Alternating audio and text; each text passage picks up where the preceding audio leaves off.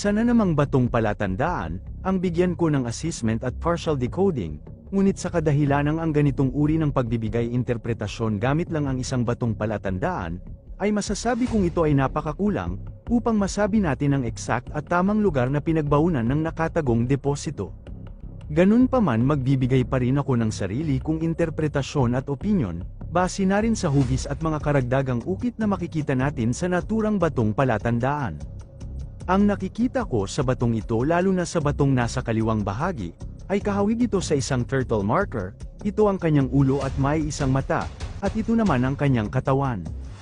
Maliban sa turtle marker makikita rin natin ang ukit na J na may guhit pa ibaba, isang Y marker, at maliit na passage na may maliit na hole sa bahaging kanan, at isang karagdagang I marker. Pagdating sa isang hugis pagong na palatandaan, na ginamit ng mga Japanese Imperial Army sa pagmamarka, kadalasan itong nauugnay sa lugar na may tubig, o depositong nakabaon malapit sa tubig. Minsan ang ganitong palatandaan ay ginamit rin ng mga JIA bilang lock or given sa cardinal direction na north. Ngunit sa sitwasyon na ito, dahil ang naturang pagong na palatandaan ay may nakaukit na dot bilang I marker, mas maiging alamin mo kung anong meron sa harap ng palatandaan na ito, lalo na at ginawang pader ang pagkakaayos ng nasabing batong marka. Pagdating naman sa hugis J na marka, ito naman ay nagpakilala sa kahulugan na north, kaya suriin mo na rin gamit ang compass, kung tama ba na ang pinapahiwatig nito, ay ang cardinal direction na north, dahil maaari rin itong ginawang given o boundary marker sa cardinal direction na north.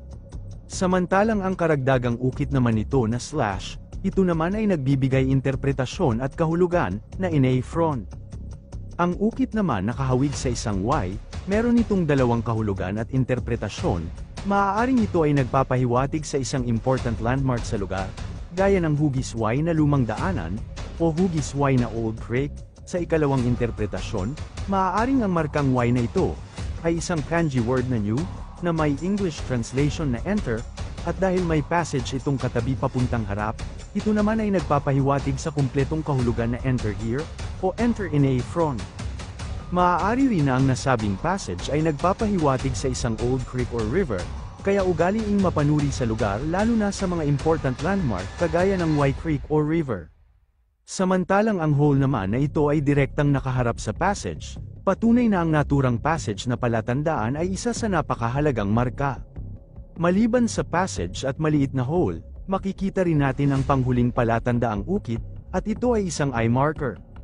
Ang dalawang dots na ito, na halos magkasing laki ay isang I marker, ay direktang nakaharap sa mismong harapan na bahagi nito, isa itong patunay at nagbibigay indikasyon, na karamihan sa mga palatandaang ukit, na nakaukit sa naturang bato, ang binibigyang halaga ay mismong nasa harap na bahagi nito. Mas maiging alamin mo kung ano pa ang mga karagdagang mga palatandaan na makikita mo sa paligid ng batong ito, lalo na sa mismong harap ng nasabing marka.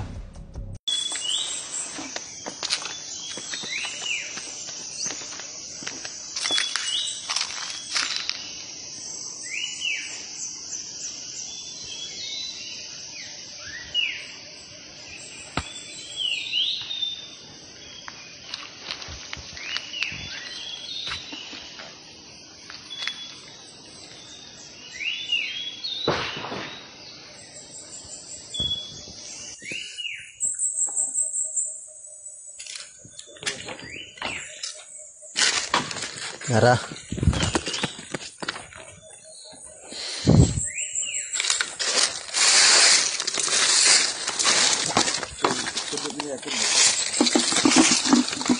Hindi na kita mabang-bang plaster. Hindi na tundo.